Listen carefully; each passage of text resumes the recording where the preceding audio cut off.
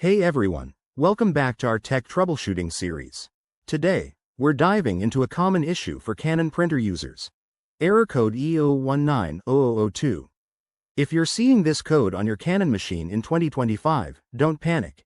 It's often related to problems with the ink delivery system, and we're here to break it down step by step. First off, let's talk about what this error actually means. Error code E0190002 typically signals an issue with the ink absorber or waste ink tank being full. This is Canon's way of telling you that the internal components responsible for collecting excess ink are at capacity, which can happen after heavy printing sessions. Now, why does this happen? There are a few common causes. The main one is that your printer has been used extensively without proper maintenance, leading to the waste ink tank filling up. Other factors include using low-quality ink cartridges that produce more waste, or even a clogged printhead that's forcing the printer to use more ink than necessary. In 2025, with more advanced Canon models, this error might also pop up due to software glitches from outdated firmware, so keeping your device updated is key. Alright, let's get to the solutions. Step 1.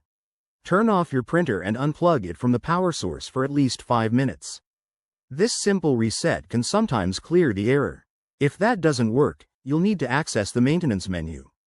On most Canon printers, press and hold the stop or resume button for about 5 seconds to enter service mode, then select the option to reset the waste ink counter. If you're not comfortable with that, try cleaning the printhead.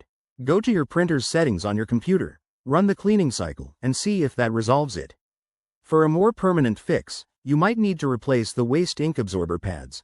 Check your user manual for instructions, as this varies by model. Remember, always use genuine Canon parts to avoid further issues. In conclusion, fixing error code E0190002 is usually straightforward with these steps, but if the problem persists, it's time to contact Canon support or a professional technician. Thanks for watching. Hit that like button if this helped, and subscribe for more tech tips. See you next time.